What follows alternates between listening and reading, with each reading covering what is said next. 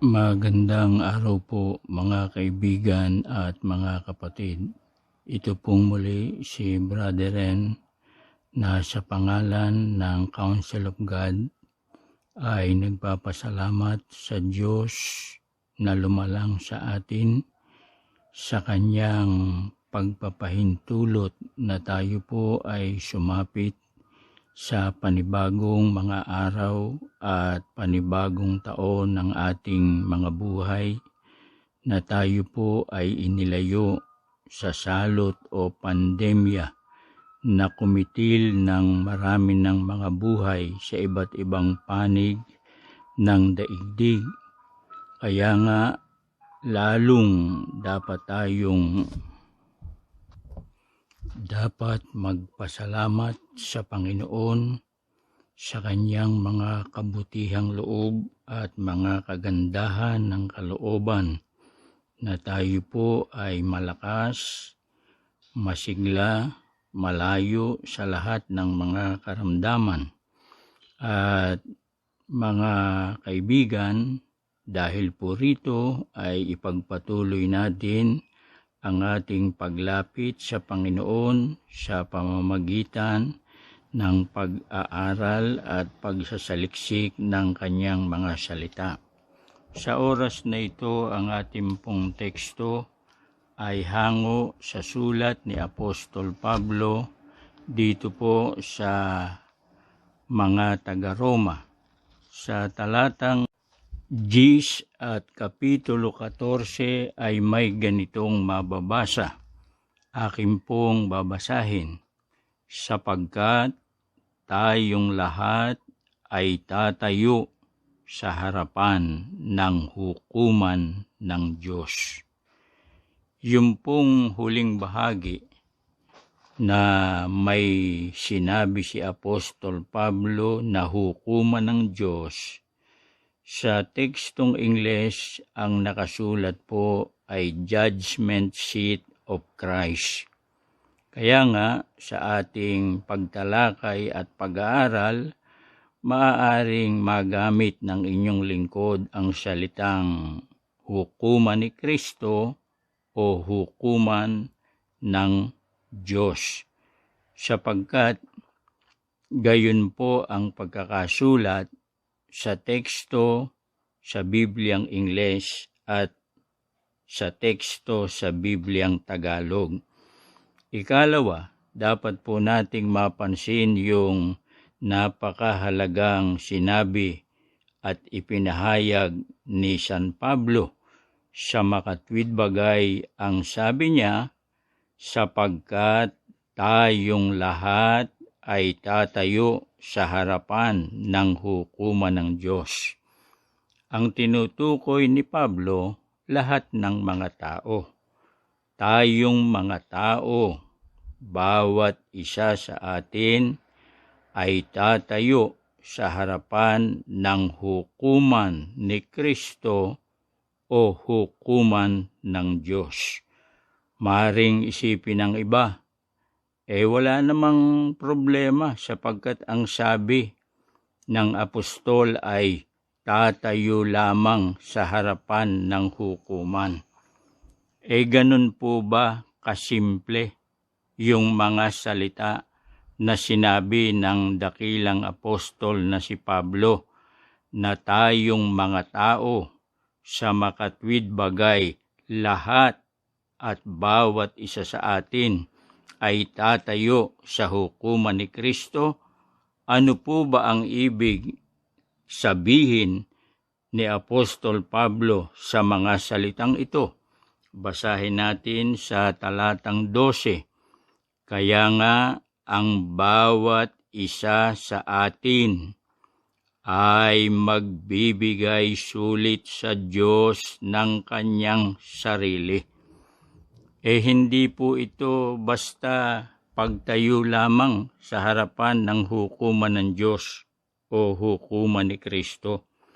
Yung sinabi ng apostol na ang lahat ng mga tao ay tatayo sa harapan ng hukuman ni Kristo, ibig pong sabihin yan magbibigay sulit ang tao ng kanyang sarili.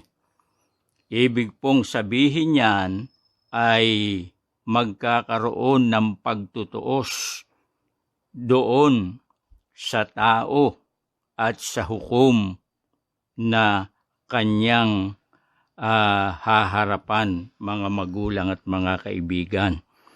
Marahil kung kayo po ay nakadalo na doon sa mga pagliliti sa hukuman, pag pinatayo na po yung akusado, ibig sabihin, babasahan na ng sentensya.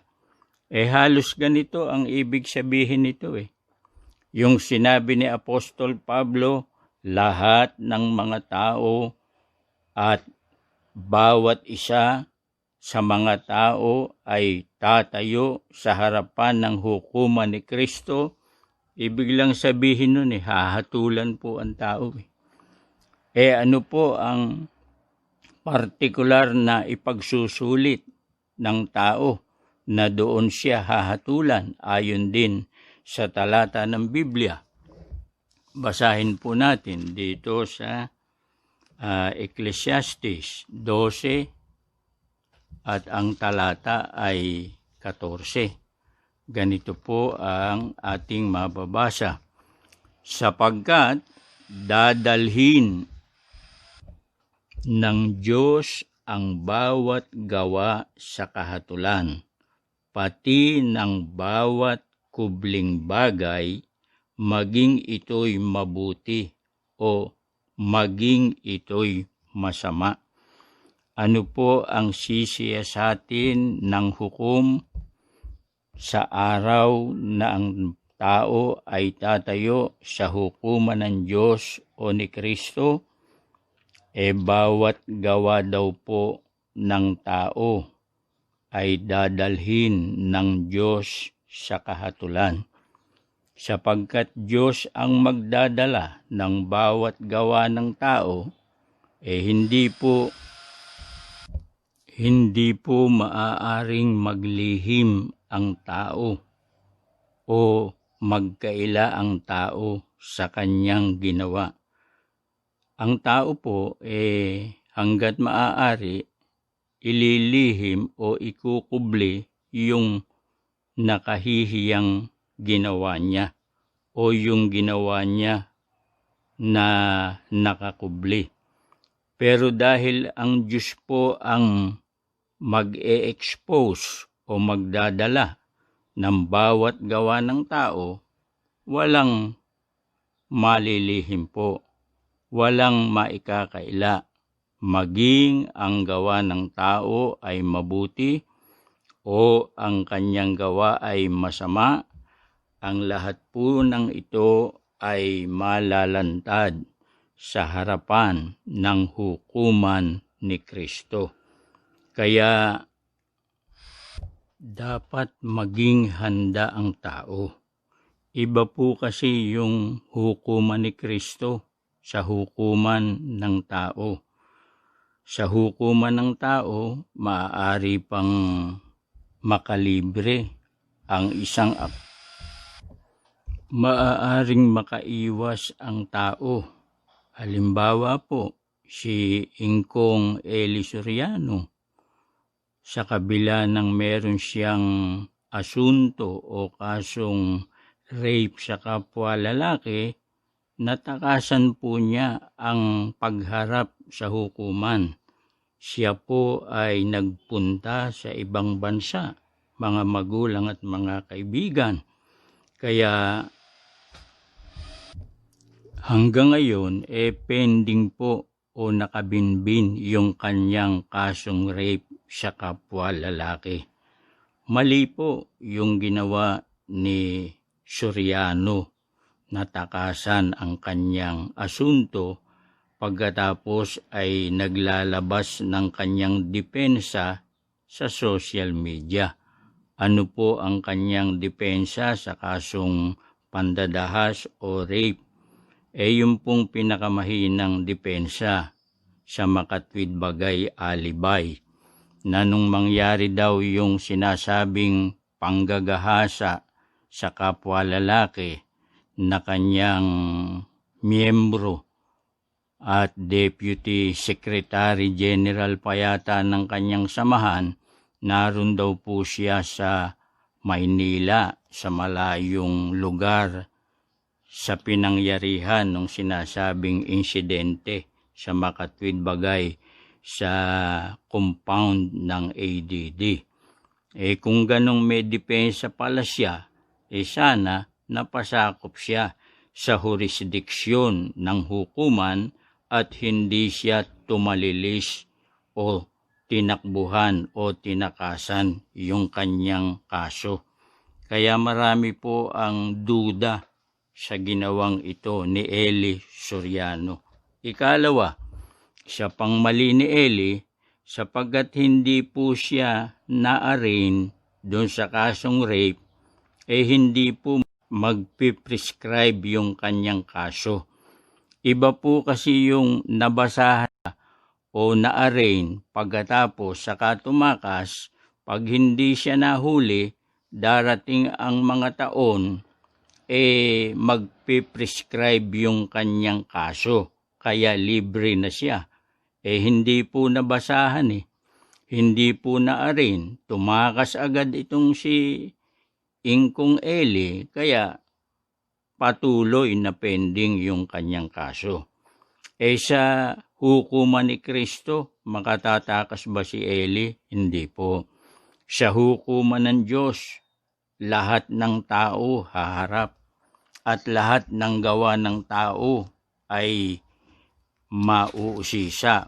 Ito po ang katunayan. Basahin natin sa Roma 2 at 6, sulat pa rin ni Apostol Pablo. Ganito po ang nakasulat.